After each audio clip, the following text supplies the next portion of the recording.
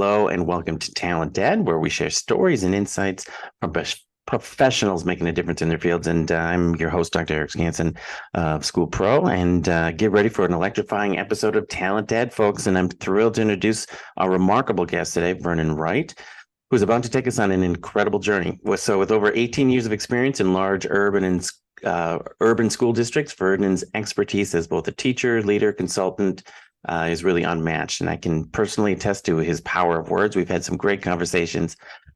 He is a unique blend of, let's say, humor, authenticity, and some profound insights, and one of the best dressed men in the U.S. right now, of course.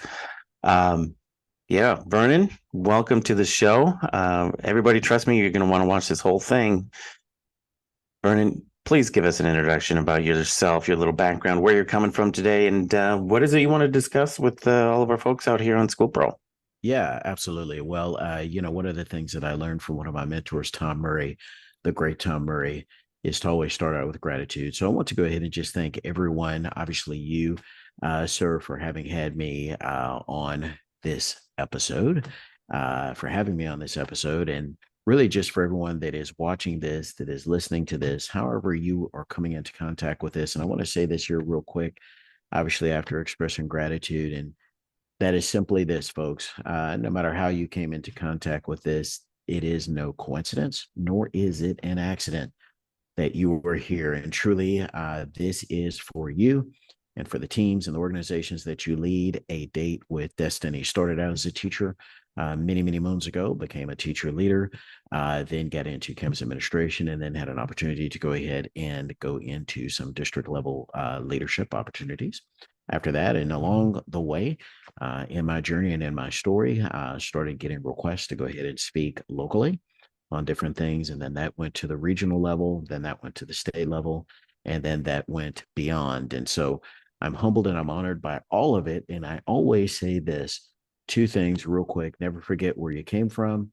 We always stay humbled. We're always honored. We're always grateful. And then number two, always build trust and add value. Because that is what helps to make people better. And that's what I've dedicated my life to. Well, that's some great advice, Vernon. And believe me, the pleasure is mine to have you on the show today. So you talked a little bit about your experiences. How did those experiences shape your leadership philosophy? Yeah, one of the things, and people that know me very well professionally and personally know that one of the things that I talk about quite often, not only in what I do in terms of formal leadership, but really every aspect of my life, is simply this. I talk about and I say it's people first, but it's not just words. It's not only words, but words and deeds. And so we always have to go ahead and put people first. One of the questions that I ask in just a little bit with folks and have over the years is, imagine a school with lots of kids and no adults. That would be a problem. And imagine also, too, imagine a school or an organization in an educational sense with many adults but no students. And so that would be an issue as well. Mm-hmm. And so when we look at how all of us collectively in community, and that's another theme, we can touch on at some point, when we talk about all of us coming together in community, that's where the magic happens. That's where the synergy is. And so for me, I'm always thinking about this. How can I go ahead and elevate other people so that they can be their best and reach other people with their best? And then also, too, how can I, as I'm helping them, be enriched and edified by their work?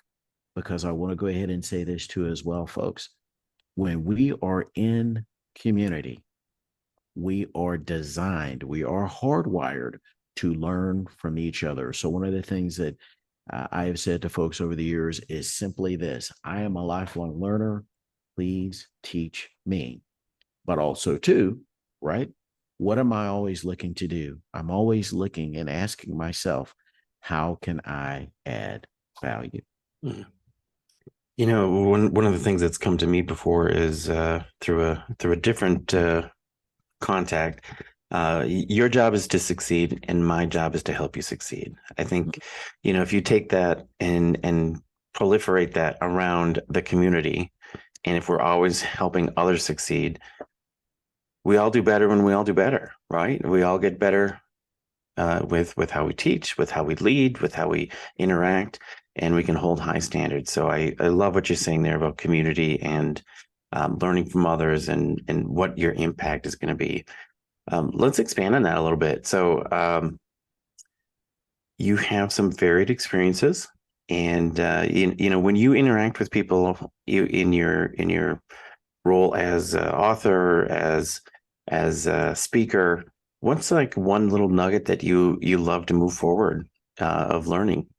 Yeah, absolutely. A great question. And I'm so glad that you asked. And we'll drop a little pro tip for those as a little teaser here for those that are watching that they can go ahead and take right now, of course, after they finish watching this. Of course. And you can take it and they can implement it, and it will be beneficial to their leadership. It's one of the things that I've used for years.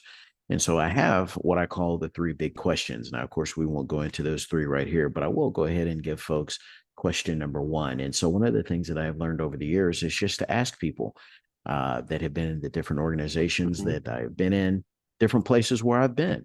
And I simply ask them this one question: what is it right now that you're working on that you are absolutely passionate about? And so the first time that I asked some folks this many years ago, they looked at me and they asked me, "Is this a trick question?" And I said, "No, it's not a trick question." And I asked them, "Why would you ask that?" And they said, "Simply because no one has ever asked me that in my life, professionally or personally." And so what I found out, and I had an epiphany many years ago, and so I share that that epiphany I shared here with you all in this space, and so grateful and honored to be here with you. And it's simply this: typically, when we are working with teams and with groups of people, we want them to give their very best. And so when someone gives their very best, they're giving truly of their heart. So what would it behoove us to do? It would behoove us to know what is true to their heart, what is meaningful for what they have in their heart. So when we ask questions like that, those questions move us into that space where that person can share. And one of the things that I have seen over the years is I've seen some teams, and then having worked with different teams and different organizations over the years, I've seen some teams that they were very, very, very well accomplished academically, but I don't necessarily know that that social emotional learning piece had been addressed or even broached. And so we know that in great and high performing teams, that piece is critical. We want to know what is important to someone and in their heart, because, and I will go ahead and end with this right now for this question: when someone gives their best, it is an act of their own volition. Hmm. Let that sink in, everybody. I think this one requires just a quick pause. Think about that. The power of silence, right? All right, Vernon, that is awesome. You're such an authentic person, and this is what I love about talking with you. The authenticity just beams off of you, and you can say that working with teams, I imagine people that you work with appreciate that as well. Do you have any tips on staying authentic? I mean, you already talked about this love and this passion of what you're working on. Do you have any tips for staying authentic? Yeah, absolutely. And I'll share this here real quick. It takes me back to many, many, many moons ago when I was a younger man and had a little bit more hair on the top of my head. Um, I remember being interviewed for one of the first leadership positions and that I had, and we got to the end of the interview, and it was an interesting question they asked me. They said, "You know what, Mr. Wright, what are three adjectives that you would use to describe yourself?" And the three adjectives that I used simply was real, competent, and caring. Let Mm-hmm. me go ahead and mention that to you all real quick. Real, competent, and caring. Great place to take notes. And they asked me, they said, "Well, take us through all three, Mr. Wright." And I said, "Well, you know what? Real, because people need to know that I'm going to be authentic with them. Because really, folks, if you don't know that someone is going to be real with you and authentic with you, obviously, in a professional manner, then how much trust do you have in what they have to say? Competent. Mm-hmm. And so when having worked with leaders over time, some leaders have asked me, Vernon, how can I go ahead and work to have my teams believe in me more and work more closely with what I'm doing and to really buy into what my vision is? And I simply ask them this: when is the last time that you've demonstrated competence? And let me go ahead and say this. And of course, this is not a class in statistics, Mm-hmm. nor do I profess to be a pro, that there is a high degree of correlation I have seen through my experiences from an experiential standpoint between confidence and competence. Mm-hmm. And so as we demonstrate competence, that builds confidence. Let me say that one more time, folks. As we demonstrate competence for the teams and the people we lead and those that we influence, that builds confidence. We don't have to know everything, but we do have to know some things. Competence and confidence. That's another little pro tip out there for you all that you What a can go great ahead and check recipe. on. What a great Yeah, recipe for leadership. I love it. absolutely. And then the last one is of real competent and caring, and it's caring. And people need to know at the beginning and end of the day and everywhere in between, they need to know that you care about them as human beings. And I remember quick little story many years ago as a campus administrator, a teacher coming to me in the middle of the daytime, and she had received a phone call from her child's school, and she needed to leave and leave immediately.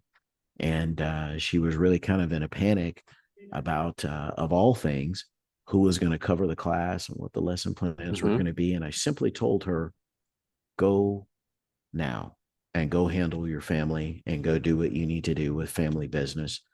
Because, and here's the reason why, folks, another little tip: when we place family first, we can never go wrong.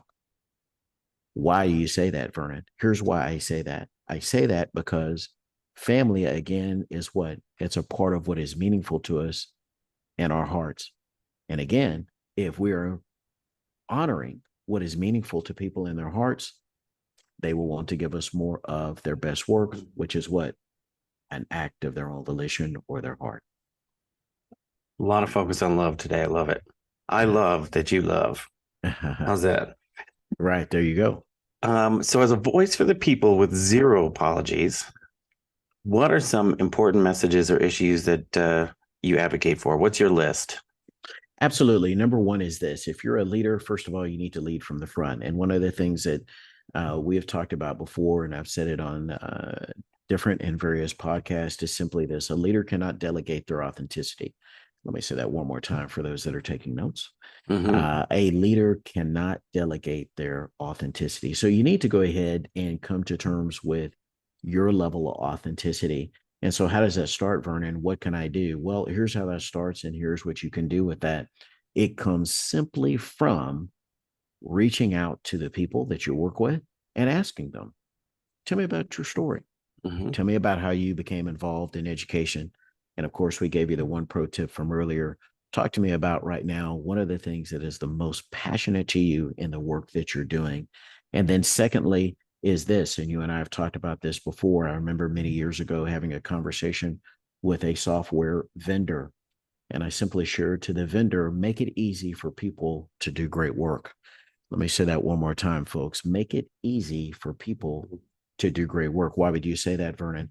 Because I don't want to go ahead and put up barriers to people doing great things. Because if we are truly authentic leaders, what should we always be thinking about? How can I position the people that I am privileged to lead for greater success? Let me say that one more time. We should always be thinking about how can we position the people that we lead to experience and live out greater success. And then always, did I mention always? Always keep in mind the human element. And that simply is this: it's not a game, it's not a software projection. We're dealing with real lives. And our calling on this earth is to go ahead and profoundly and positively change lives for the better.